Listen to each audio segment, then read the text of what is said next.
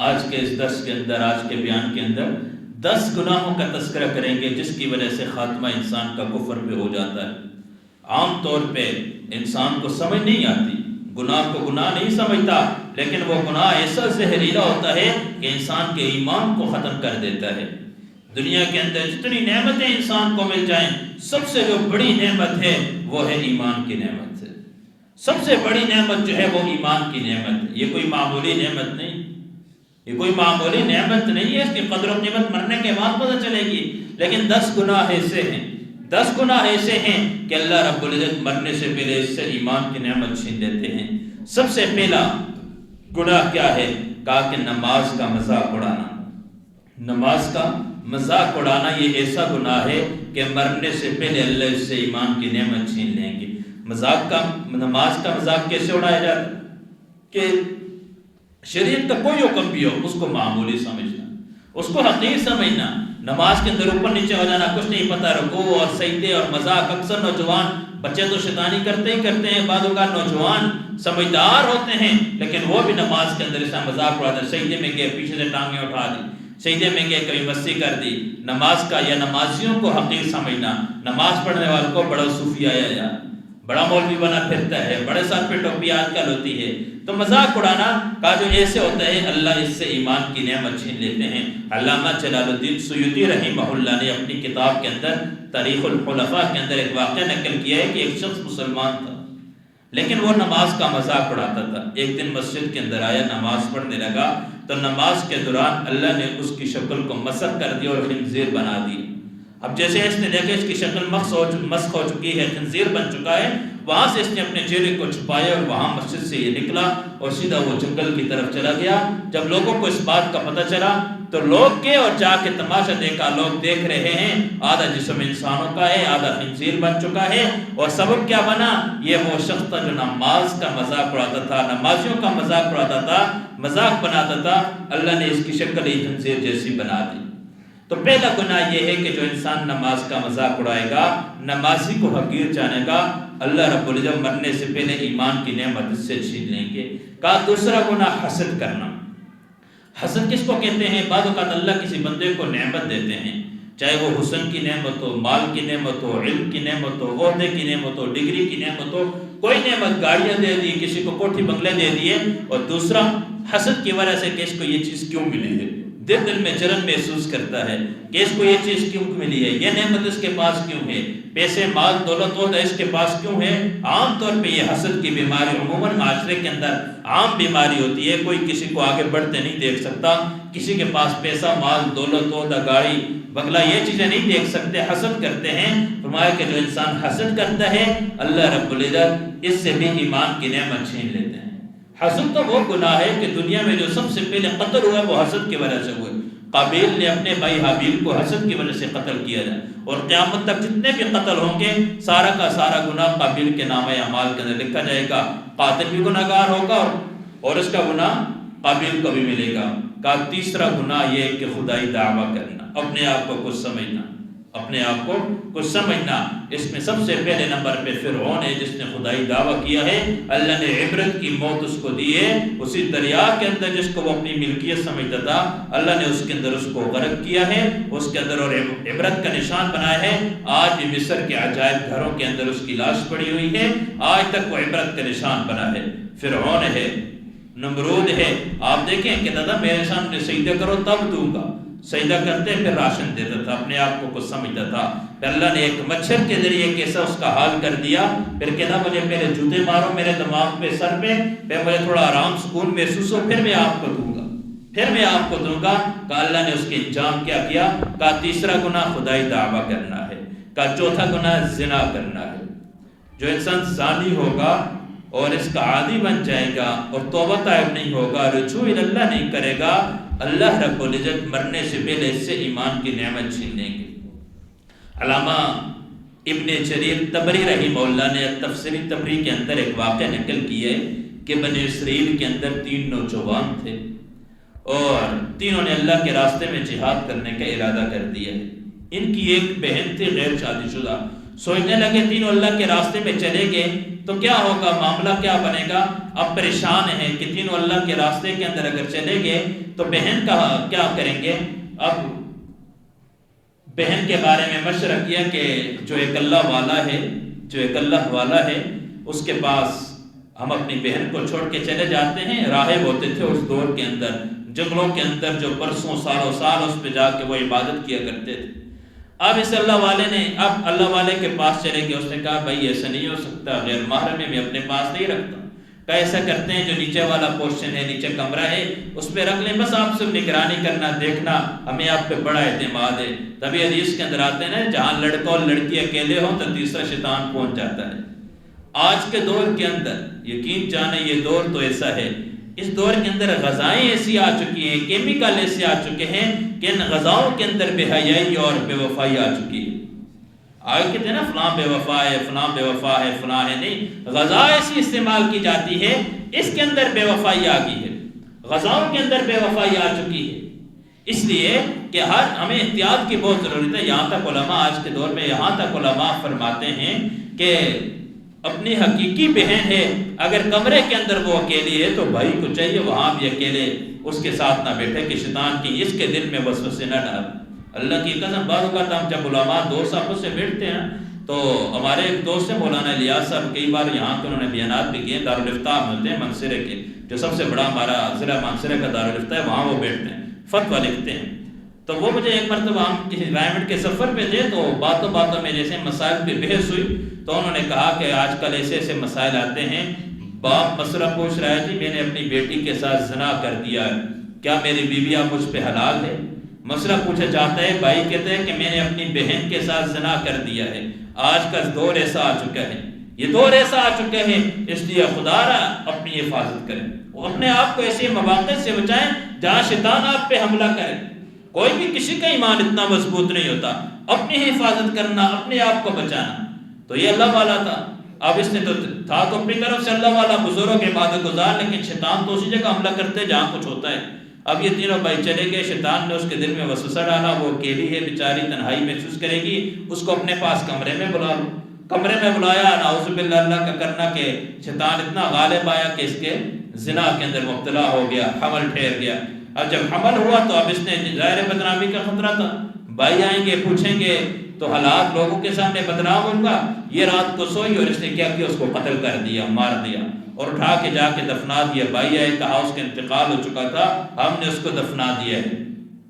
اب بھائی رات کو سوئے، تینوں کو اللہ کی شان، تینوں کو رات کو خواب آئی کہ آپ کی بہن اپنی موت نہیں مری بلکہ اس کو قتل کیا گیا ہے، اس نے قتل کیا ہے۔ اب صبح اٹھے، تینوں نے کہا ہم نے یہ خواب دیکھی، ظاہر ہے بھائی ایک وقت تینوں کو خواب آئی تو یہ پریشان ہو گئے، انہوں نے جاتے ہیں جا کے تصدیق کر دیتے ہیں۔ یہ کہ جا کے قبر کھودی اور دیکھا واقعی جو ہماری بہن تھی اس کا گلا ذبح کیا ہوا تھا۔ یہ وہاں سے آئے اور کہا کہ جا کے ہم اس کو قتل کرتے ہیں، مارتے ہیں۔ ادھر شیطان تھا، شیطان یہ بھاگتا ہوا اس راہب کے پاس آیا اور آ کے اس کو کہا کہ وہ تجھے قتل کرنے آ رہے ہیں، ہاتھ میں ڈنڈے لیے ہیں، تجھے مار دیں گے، میں آیا ہوں تیری جان کی حفاظت کروں گا، میرے سامنے سجدہ کر دے، انکار کر دے، اسلام کو چھوڑ دے، تب تیری جان بچے گی ورنہ نہیں بچے گی۔ ظاہر ہے وہاں جان کا خطرہ تھا، نعوذ باللہ وہ اتنی عبادت گزار، اتنا اللہ والا، اتنی عبادت کرنے والا، اسلام کو چھوڑ دیا، اس کے سامنے سجدہ کر دیا۔ ادھر وہ بھائی آئے، انہوں نے اس کو مار دیا، قتل بھی ہو گیا، سب کچھ ہو گیا، مردار موت بھی مرا۔ کس وجہ سے کہ پیچھے گناہ کیا تھا کہ زنا کے اندر مبتلا ہوا تو اللہ نے کہاں سے کہاں اٹھا دیا۔ تو چوتھا گناہ جو انسان زانی ہوگا اللہ رب العزت ایمان اس سے چھین لیں گے۔ کا پانچواں گناہ یہ ہے کہ جو علماء کا استہزاء کرے گا، علماء کا مذاق اڑائے گا، ان کو حقیر جانے گا، اللہ مرنے سے پہلے اس سے بھی ایمان کی نعمت چھین لیں گے۔ آج ہم بات پہ کہتے ہیں نا کہ چھوڑو اس مولوی کو، فلاں کو نہیں۔ یاد رکھیں میرے کئی بار یہ بات ہوئی ہماری کہ جو عالم دین ہے، جس طبقے کا ہے، جس فرقے سے اس کا تعلق ہے، جو بھی کرتے ہیں اگر اس کے ساتھ عالم کا لفظ ہے، قاری کا لفظ لگ چکا ہے، ہم نے ادب کرنا ہے، اس کے اعمال جیسے بھی ہیں وہ اللہ پہ چھوڑیں۔ میں اور آپ جج نہیں ہیں، میں اور آپ وکیل نہیں ہیں کہ ہم فیصلہ کریں کہ یہ مولوی صاحب ایسا ہے، فلاں مولوی نہیں۔ اللہ نے فیصلہ کرنا ہے، اللہ اپنی بارگاہ میں ان کو کھڑا کریں گے۔ اللہ نے جو اتنا بڑا مقام اور مرتبہ دیا ہے کہ یہ غداری کریں گے، اگر یہ شریعت کے مسائل کو چھپائیں گے، آگے پیچھے کریں گے، اتنا ہی بڑا عذاب بھی ان کے لیے ہے۔ جہنم کی آگ میں ڈالا نہیں جائے گا، ان کے ذریعے جہنم کی آگ کو بڑکایا جائے گا، ایندھن کے طور میں ان کو استعمال کیا جائے گا، لیکن یہ فیصلہ میں نے اور آپ نے نہیں کرنا، یہ رب نے کرنا ہے۔ میں اور آپ دل کے حال سے واقف نہیں ہے، میں اور آپ غیب نہیں جانتے۔ ہمیں جس کے ساتھ عالم کا لفظ ہے، دین کا لفظ ہے، یہ دیندار ہے، عالم ہے، میں نے اور آپ نے اس کی دل سے قدر کرنی ہے، ورنہ کیا ہوگا کہ اللہ خاتمہ ایمان پہ کریں گے۔ ایک بہت بڑے عالم علامہ ابن خلقان رحمہ اللہ نے اپنی کتاب وفیات الاعیان کے اندر ایک واقعہ نقل کیا ہے۔ ایک بہت بڑے محدث گزرے تھے، یوسف بن وہرہ ہمدانی، یہ درس دیا کرتے تھے، اور ایک مرتبہ یوں ہی درس دے رہے تھے تو درمیان میں سے ایک نوجوان کھڑا ہوا تھا، وہ قاری حافظ قرآن تھا، ابن سقا اس کا نام تھا، اور مختلف لہجوں کے اندر وہ قرآن پڑھنا جانتا تھا، اللہ نے مختلف مہارت اس کو حاصل دی ہوئی تھی، لیکن یہ درمیان میں کھڑا ہوا اعتراض کرنے کے لیے، مسائل پوچھنے کے لیے، مقصد سیکھنا نہیں تھا، مقصد کیا تھا کہ یوسف ہمدانی رحمہ اللہ کو ذلیل کرنا، سب مجمع کے سامنے۔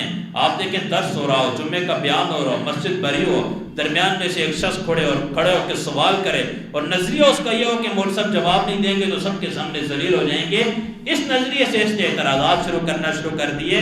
تو یوسف ہمدانی رحمہ اللہ نے جب اس کی طرف دیکھا، کہا کہ بیٹا آپ کے باتوں سے، آپ کی کلام سے مجھے کفر کی بو آ رہی ہے، انی اجد کلامک من رائحۃ الکفر، کہ بیٹا آپ کے باتوں سے، آپ کی گفتگو سے مجھے کفر کی بدبو آ رہی ہے، لگتا ہے کہ تیرا خاتمہ جو ہے وہ کفر پہ ہوگا، تیرا خاتمہ کفر پہ ہوگا۔ اللہ کا کرنا یہ وہاں سے نکلا اور روم چلا گیا۔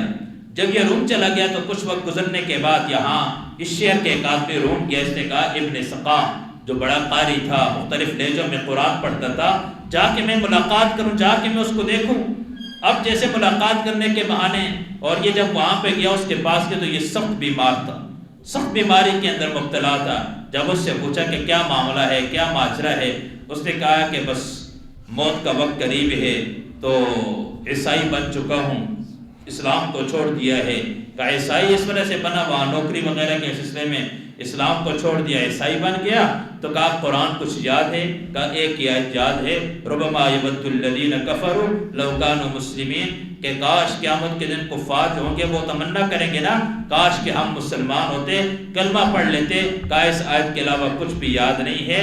تو یہ شخص کہتے ہیں کہ میں وہاں ابن سقا کو چھوڑ کے چلا گیا، دوسرے دن مجھے پتہ چلا اس کے انتقال ہو چکے ہیں، میں گیا کیا دیکھتا ہوں اس کی لاش پڑی ہے اور بدبو آ رہی ہے، سارے جسم پہ مکھیاں بیٹھی ہوئی ہیں، اور پیچھے سبب کیا بنا کہ اس ایک عالم دین کو حقیر کرنے کے لیے، ذلیل کرنے کے لیے، حقارت استہزاء کے طور پہ مجمع میں کھڑے ہو کے جواب دیا، اور وہ تو اللہ والے تھے، انہوں نے وہی اس کو دیکھ لیا۔ کہا انی اجدو کلامک من رائحۃ الکفر، کہا کہ تیرے کلام سے مجھے کفر کی بو آ رہی ہے، لگتا ہے کہ تیرا خاتمہ کفر پہ ہوگا۔ ایسے ہوا مرتد ہو گیا، اور اس کی موت اس حالت کے اندر ہوئی کہ سارے جسم سے بدبو آ رہی تھی۔ تو پانچواں گناہ یہ ہے کہ جو انسان علماء کا استہزاء کرے گا اور دیندار لوگوں کو استہزاء کی نگاہ سے دیکھے گا، حقیر نگاہ سے دیکھے گا، اللہ مرنے سے پہلے ان سے ایمان کی نعمت چھین لیں گے۔ چھٹا گناہ یہ ہے کہ دوسروں کو حقیر جاننا۔ جو انسان دوسروں کو حقیر جانے گا، چاہے وہ جیسا کیسا بھی ہے، میں نے آپ کو پہلے کہا نہ ہم وکیل ہیں نہ جج ہیں، ہمیں صرف اپنے اعمال کی فکر کرنی ہے، میرے اعمال کیسے ہیں، دوسرے کی برائی نہیں، غم کرنا ہے، ان کو جا کے ترغیب، لیکن حقیر نہیں جانا۔ تبلیغ کس کو کہتے ہیں؟ حکمت اور بصیرت کا نام ہے۔ ہم نے جا کے تبلیغ ضرور کرنی ہے، لیکن حقارت کی نگاہ سے نہیں دیکھنا، یار میں تو 5 وقت کا نمازی ہوں، یہ جمعے کو نظر آتا ہے۔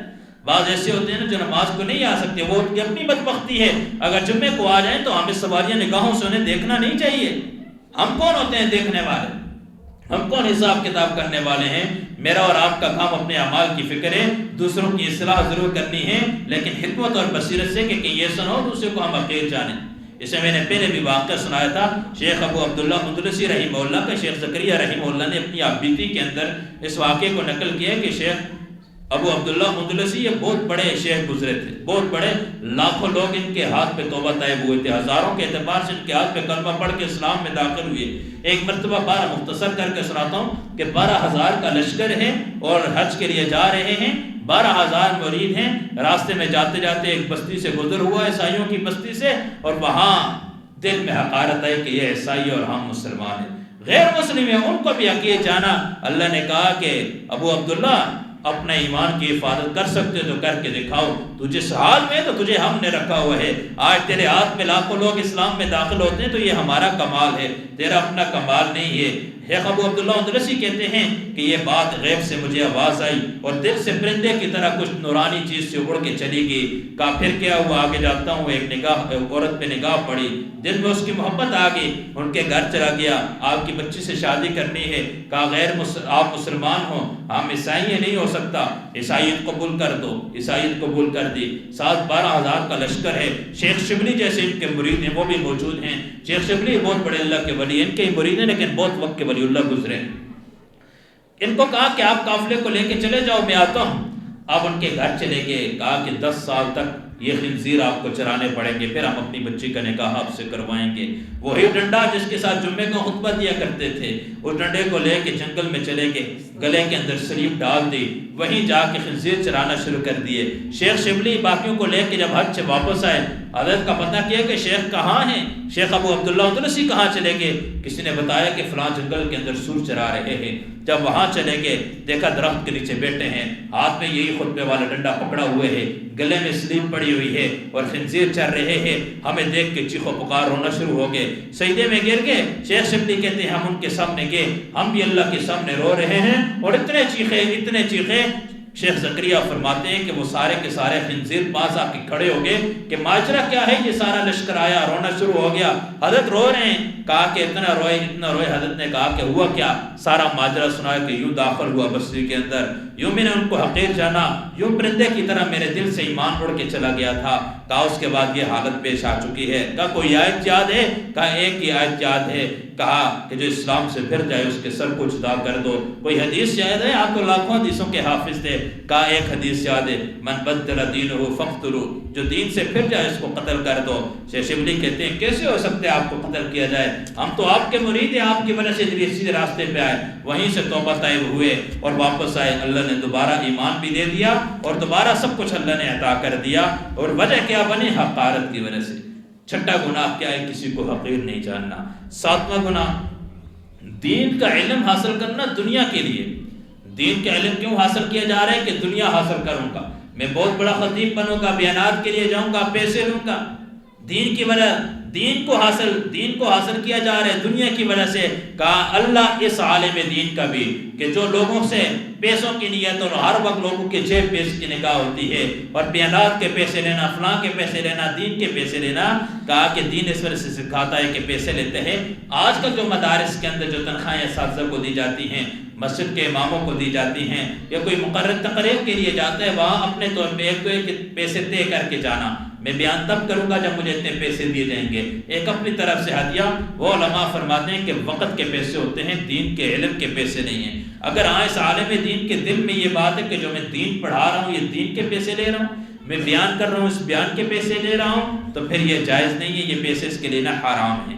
فرمایا کہ جو دین کا علم حاصل کرے دنیا کے لیے, کہا اس کا خاتمہ بھی ایمان کفر پہ ہوگا. امام غزالی رحمہ اللہ نے احیاء العلوم کے اندر ایک واقعہ نقل کیا ہے کہ موسیٰ علیہ السلام کا زمانہ ہے.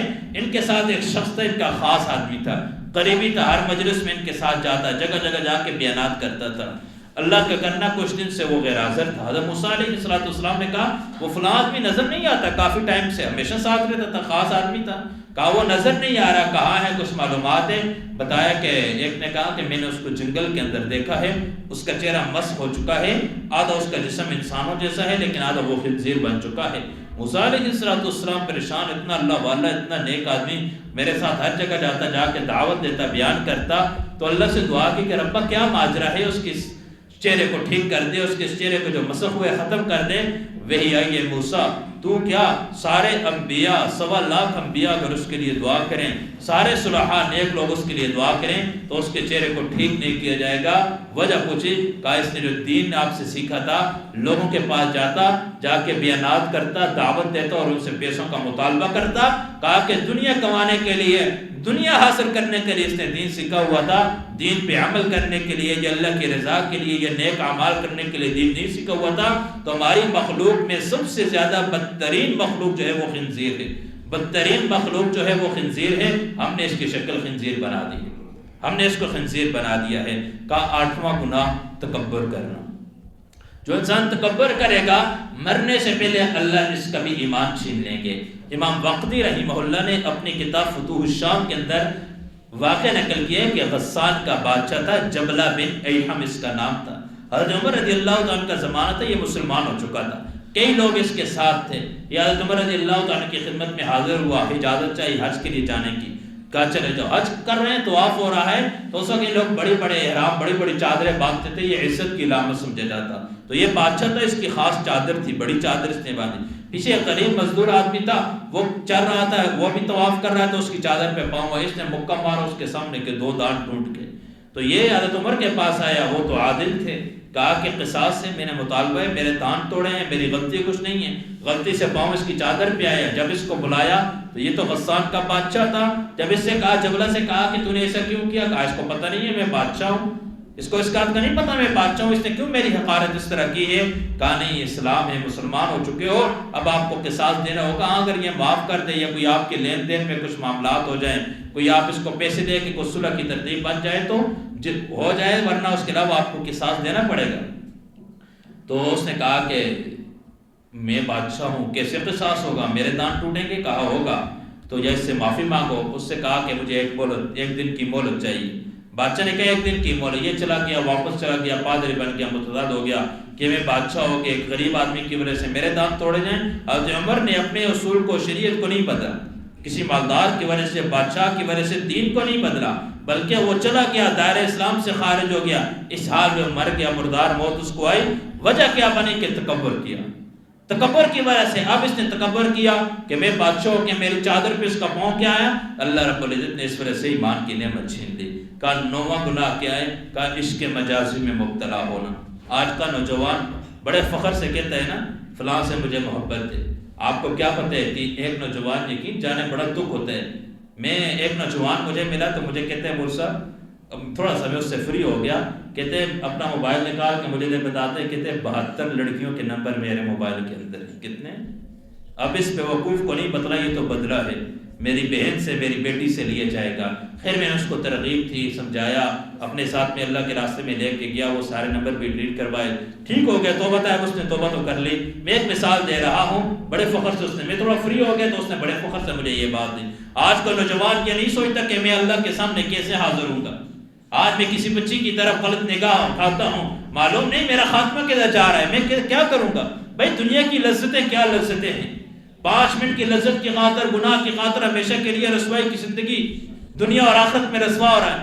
کہا جو عشق مجازی کے اندر مبتلا ہوگا، اللہ مرنے سے پہلے اس کے ایمان کو ختم کریں گے۔ آپ نے دیکھا نہیں ہے، آپ سوشل میڈیا پہ آج کل ایک ویڈیو وائرل ہے، ایک تصویریں وائرل ہوئی ہیں کہ ایک ماں ہے، 3 اس کے بچے ہیں، اور ایک لڑکے کی محبت کے اندر آ کے، سوشل میڈیا کی جھوٹی محبتوں کے اندر آ کے اس نے اپنے 3 بچوں کو ذبح کر دیا ہے۔ تو یہ ہے دنیا کا انجام، یہ ہے محبتیں ہیں، اللہ کی قسم سارے کی سارے جھوٹ ہے۔ تو کہا جو عشق مجازی کے اندر مبتلا ہوگا، اللہ ایمان کی نعمت اس سے چھین لیں گے۔ امام قرطبی رحمہ اللہ نے اپنی کتاب التذکرہ کے اندر ایک واقعہ نقل کیا تھا کہ حضرت موسیٰ علیہ السلام کا زمانہ ہے، ایک شخص ہے اور بڑا اللہ والا اور بڑا بزرگ، اور مسجد کی خدمت اور امامت اور سب کچھ، مؤذن تھا مسجد کا، اذان کی خدمت اس کی۔ تو اس وقت میں یہ لاؤڈ اسپیکر وغیرہ تو ہوتے نہیں تھے، اس وقت کیا ہوتا تھا، مسجد کی چھت پہ جاتے اور وہاں سے جا کے اذان دی جاتی تھی۔ لاؤڈ اسپیکر تو ابھی کی ایجاد ہے۔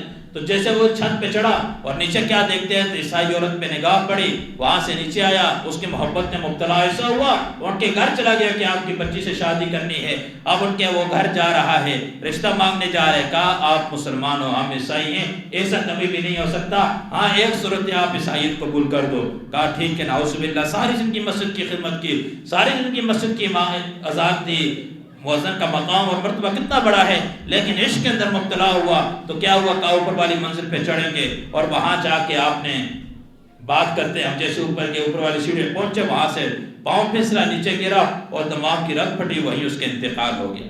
اب وہیں اس کا انتقال ہوا، مسلمانوں کو پتہ چلا، کہا ہم اس کا جنازہ نہیں پڑھتے، یہ تو غیر مسلم تھا۔ اس نے کہا میں نے تو اس سے تعلق اپنی بچی کی وجہ سے بنایا تھا، میرا بھی کچھ نہیں لگتا، اٹھا کے کچڑے پہ اس کو پھینک دیا اور اس کی لاش سے بدبو آنے لگی، وہیں اس طریقے پہ اس کا برا حشر۔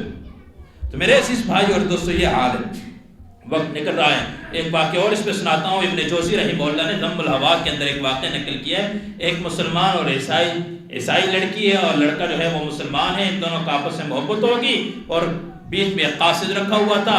اب عیسائی لڑکی کے والد نے کہا کہ تو مسلمان ہے، عیسائی ہوگا تو تب بھی ہوگا ورنہ نہیں ہو سکتا۔ اب جو یہ مسلمان تھا یہ دور ہے، اب دونوں میں جدائی ہوگی، علاقے دور ہے، بیچ میں ایک قاصد ہے، وہ پیغام لے کے آتا ہے جاتا ہے، لیکن اتنی محبت آپس میں کہ دونوں بیمار ہو گئے۔ اب یہ جو قاصد تھا مسلمان کے پاس چلا گیا، اب اس کے مرنے کا قریب وقت ہے، اس کو کہنے لگا، مسلمان اس کو کہہ رہے قاصد کو کہ تو گواہ ہے نا، میں اسلام کو چھوڑ رہا ہوں، قرآن کا انکار کر رہا ہوں، نبی کا انکار کر رہا ہوں، عیسائیت میں قبول کر رہا ہوں، دنیا میں تو مجھے وہ لڑکی نہیں ملی تو آخرت میں مجھے مل جائے گی، وہ بھی عیسائی ہے میں بھی عیسائی ہوں۔ اس طریقے پہ اس کے انتقال ہو گیا، وہ مردار ہو گیا، ایمان بھی پاس سے چلا گیا۔ یہ قاصد اس لڑکی کے پاس آتا ہے کہ اس کی خیریت معلوم کروں، اس کے مرنے کا وقت ہے، بیماری کی حالت میں۔ تو یہ لڑکی اس کو کہتی ہے تو وہ مسلمان تھا، تو مجھے کلمہ پڑھا، تو مسلمان ہے، اب اس نے کلمہ پڑھایا، یہ مسلمان ہوگی یہ لڑکی، کہا دنیا میں نہیں تو آخرت میں مل گئے۔ لیکن وہ مسلمان بدبخت تھا، مسلمان تھا، لیکن عشق کے اندر مبتلا ہوا، اللہ رب العزت نے موت اس کو مرداروں والی دے دی، کفر پہ اس کی خاتمہ ہو گیا۔ ہے مختصر کر کے 10واں گناہ کیا ہے کہ غیر مسلم کی مشابہت اختیار کرنا۔ جو انسان غیر مسلم کی مشابہت اختیار کرے گا، اللہ رب العزت مرنے سے پہلے اس کا بھی ایمان چھین لیں گے۔ حکیم الامت اشرف علی تھانوی رحمہ اللہ نے واقعہ نقل کیا ہے، وہ فرماتے ہیں کہ ایک شخص کا انتقال ہو گیا، مدینہ کے اندر جنت البقیع میں اس کو دفن کیا، عالم دین تھا، اللہ کا کرنا۔ جب اس کے تو جنت البقیع کے اندر یہ کہ کچھ مہینوں کے بعد دوبارہ قبر کو کھود کے دوسرے کو دفن کیا جاتا ہے۔ جب اس کی قبر کو کھودا تو اس کے اندر ایک فرانس کی ایک لڑکی اس کا میت پڑی ہوئی تھی، اور پاس فرانس کے ایک آدمی کھڑا ہوا تھا جو وہاں کا پروفیسر تھا، وہ یہ لڑکی اس کی شاگرد تھی، اس کے ساتھ پڑھتی۔ اس نے کہا یہ تو میری طالبہ تھی، یہ غیر مسلم تھی، میں اس کو دعوت دے دے کہ کلمہ پڑھا کے مسلمان کیا، اس کے والدین کو نہیں پتا، انہوں نے وہاں عیسائیوں کے قبرستان میں دفن کی، اس کا لاش کہاں پہ؟ تو پاس ایک عالم دین تھے، انہوں نے کہا کہ آپ فرانس جاتے ہیں، وہاں جا کے اس عیسائی کی جو قبر ہے لڑکی کی، اس کی قبر کو کھودتے ہیں۔ وہاں جا کے کھودا تو وہاں یہ عالم دین جس کو جنت البقیع میں دفن کیا تھا، اس کی قبر، اس کی جو لاش ہے وہاں پہ بڑے حیران ہو کے آئے، کہا کہ اس کی بیوی سے پوچھنا پڑے گا۔ ظاہر شوہر کے حالات بیوی کو زیادہ واقفیت ہوتی ہے، بیوی سے پوچھا، بیوی نے کہا کہ اس کے اندر ایک عادت تھی، ایک خصلت تھی، وہ یہ تھی کہ یہ جب رات کو ہم بستری کرتا اس کے بعد شریعت کا حکم ہے غسل کرو، تو غسل کا وقت ہوتا تو اس کی زبان پہ ایک جملہ ہوتا کہ اسلام کا حکم یہ مجھے پسند نہیں ہے، اس سے عیسائیوں کا مذہب بہت اچھا ہے، اس میں غسل نہیں ہوتا، اس میں غسل نہیں کرتا۔ اللہ نے کیا کر دیا، مرا ہے مدینے کے اندر، موت مدینے میں جنت البقیع میں دفن ہوا ہے، قبر عیسائیوں کی دفنائی یہاں پہ، یہاں سے لاش اٹھائی اور وہاں جا کے قبر کے اندر عیسائیوں کی۔ اور وہ جو لڑکی پروفیسر کے تھے، اس کو میں نے اسلام میں داخل کیا، اس کی موت آ گئی، گھر والوں کو پتہ نہیں تھا، اس نے وہاں دفن کیا اور اللہ نے وہاں سے اٹھا کے یہاں اس کو رکھ دی۔ تو یہ 10 گناہ آپ کے سامنے ذکر کیے کہ جو انسان ان گناہوں کے اندر مبتلا ہوگا، اللہ مرنے سے پہلے اس سے ایمان کی نعمت چھین لیں گے۔ اللہ مجھے آپ کو ان گناہوں سے محفوظ رکھے۔ وآخر دعوانا الحمدللہ رب العالمین۔